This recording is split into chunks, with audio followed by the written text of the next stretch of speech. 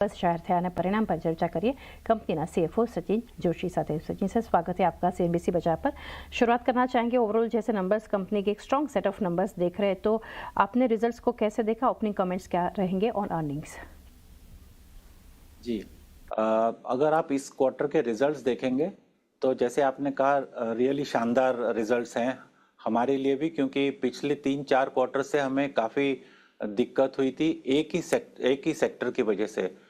Micro loans जो है, जो हम रूरल बिजनेस फाइनेंस कहते हैं, उसके अंदर हम पूरी कोशिश कर रहे थे कि कलेक्शन एफिशिएंसीज नॉर्मलाइज हो जाए।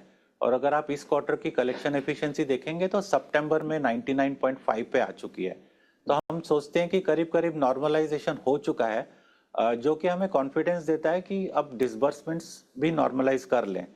तो इस क्वार्टर के आप अगर डिसबर्समेंट्स देखेंगे रूरल बिजनेस फाइनेंस में, तो हमने काफ़ी अच्छा प्रदर्शन किया है, करीब 6,300 करोड़ डिसबर्स किए हैं।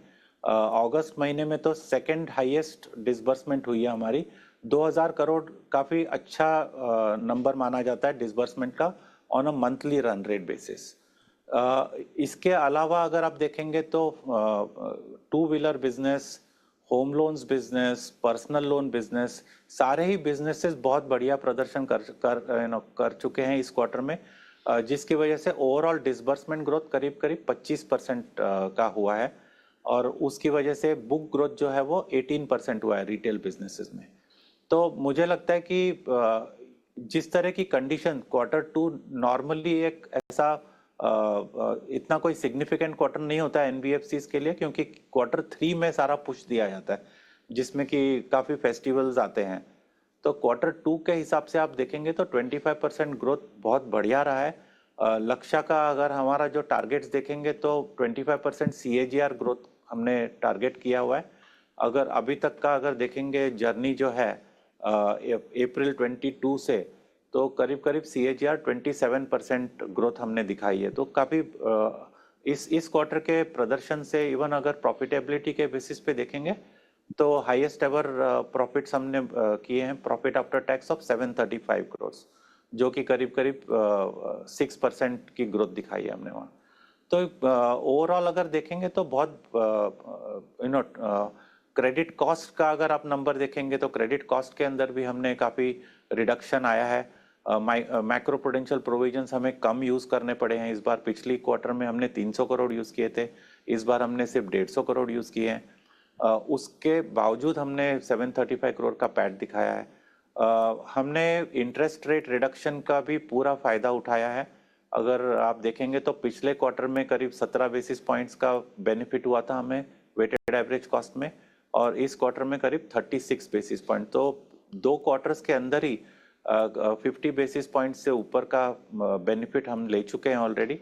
और इसकी वजह से हमारे निम प्लस पी जो है वो काफ़ी स्टेबल है। हमने पिछली बार कहा था कि 10 to 10.5 की कॉरिडोर में हम निम प्लस पी रखेंगे, तो इस क्वार्टर में भी हम 10.22 पे निम प्लस पी रहा है। जो हमारी यील्ड्स है वो थोड़ी ड्रॉप हो रही है, क्योंकि पहले तो हमारे माइक्रो लोन्स के अंदर हमने रिस्क बेस्ड प्राइसिंग कर दी थी, तो 1% का हमने रिडक्शन लिया था इस पर्टिकुलर बिजनेस में, जो कि सबसे हाई यील्डिंग बिजनेस है।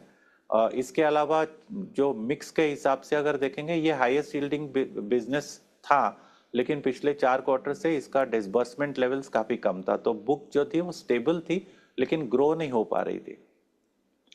तो पिछले 3-4 क्वार्टर से आपने देखा है कि होम लोन्स हमारा ग्रो हुआ था, पर्सनल लोन हुआ था, एसएमई हुआ था। ये सारे जो हैं थोड़े लो यील्डिंग बिजनेसेस हैं अगर माइक्रो लोन से कंपेयर करो तो। इसी तरह हमने पिछले क्वार्टर में गोल्ड लोन लिया था, वो भी 18% का ओवरऑल रिटर्न देता है। तो उस वजह से थोड़ी यील्ड्स हमारी प्रेशर में थी, अब करीब करीब स्टेबलाइज हो जाएगी, क्योंकि इस क्वार्टर से फिर रूरल बिजनेस फाइनेंस की ग्रोथ शुरू हो चुकी है।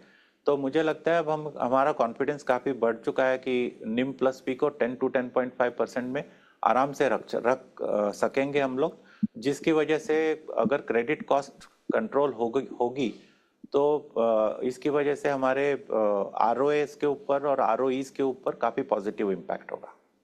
जी, साथ में सचिन सर ये भी जानना चाहेंगे गोल्ड लोन पोर्टफोलियो की अगर बात करें जो रिसेंटली एक्वायर्ड है, तो वहाँ पर कैसा परफॉर्मेंस देख रहे हैं और गोइंग फॉरवर्ड क्या प्लान्स है? आप अगर देखेंगे जितने भी रिसर्च रिपोर्ट्स आ रही है गोल्ड के बारे में, अभी सारे लोग पॉजिटिव ही हैं। यहाँ से गोल्ड की प्राइस और बढ़ने की आशंका है। जिस तरह का एक्सटर्नल माहौल चल रहा है ग्लोबली, क्योंकि रिस्कीनेस जब बढ़ती है, जब वॉर वीर सिचुएशन होती है, तो आप देखते हैं कि गोल्ड के अंदर सारे लोग इन्वेस्ट करते हैं। तो हमें लगता है कि ये साल प्राइस तो बढ़ ही रही है, और उसी तरह डिमांड भी गोल्ड लोन के लिए काफी हद तक बढ़ रही है। गोल्ड लोन अब वो सिर्फ ऐसा प्रोडक्ट नहीं रहा है कि जो एकदम एक्सट्रीम सिचुएशन में लेंगे। काफी लोग अपना गोल्ड फाइनेंस कंपनीज के पास रखने में ही सेफ्टी मानते हैं घर में रखने से। और जिस तरह से ग्रोथ हो रही है, हमने भी प्लान बना रखा है कि इस बैलेंस पीरियड में अप टू 31 मार्च 200 और ब्रांचेस हम लोग खोल रहे हैं गोल्ड लोन के लिए। 130 ब्रांचेस हम ऑलरेडी ले चुके हैं, और इस क्वार्टर में आपने देखा होगा करीब 923 करोड़ का डिसबर्समेंट किया है हमने। तो ये डिसबर्समेंट सितंबर के अंदर 300 करोड़ का जो एवरेज था, सितंबर में हमने 400 करोड़ क्रॉस कर लिया है। तो जिस तरह की रिजर्व बैंक ऑफ इंडिया ने भी गार्ड रेल्स लगाई है, मुझे लगता है काफी सेफ बिजनेस है, कोलैटरल बेस्ड बिजनेस है। और एलटीवीज और सब आरबीआई ने एक्चुअली क्लियरली बता दिया है कि हम बिजनेस किस तरह से क्या गार्ड रेल्स को ध्यान में रखते हुए कर सकते हैं। तो काफी सेफ बिजनेस माना जाता है ये, और डिसेंट सिक्योर्ड बिजनेस होने के बावजूद इसके यील्ड्स काफी डिसेंट हैं।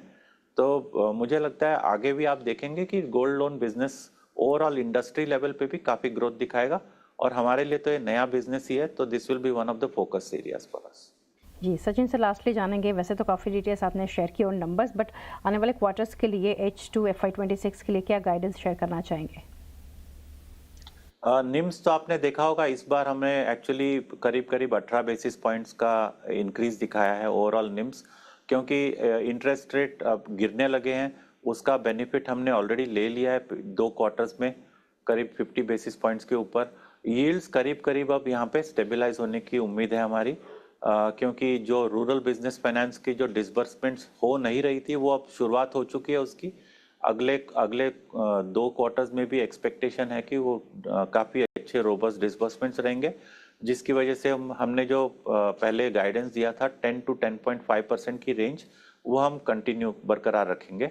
रही बात क्रेडिट कॉस्ट की, आपको बता ही चुका हूँ कि वो भी directionally it should keep coming down. जो बुक ग्रोथ है, डिसबर्समेंट ग्रोथ, मुझे लगता है Q3 काफ़ी इंपॉर्टेंट रहेगा हमारे लिए, क्योंकि फेस्टिव क्वार्टर है जहाँ पे बम्पर सेल्स भी हो रहे हैं। तो बम्पर सेल होंगे तो बम्पर फाइनेंसिंग भी होगी, जिसकी वजह से आप बुक ग्रोथ भी काफ़ी डिसेंट देखेंगे। तो हमारा जो लक्ष्य 26 का जो एक गोल है 25% CAGR ग्रोथ, मुझे लगता है कि इस साल में हम लोग 22 से 25% की ग्रोथ दिखा पाएंगे। जी सचिन सर, बहुत शुक्रिया ये पूरी डिटेल्स के लिए, and best wishes for coming quarters. એલ&ટી ફાઇનાન્સના મેનેજમેન્ટ સાથે ચર્ચા કરી, ગઈકાલે ઓલ ટાઈમ હાઈ બનાવ્યા બાદ સારા નંબર્સ બાદ આજે એક પ્રોફિટ બુકિંગ સ્ટોક બતાવી રહ્યું છે। એ સાથે જ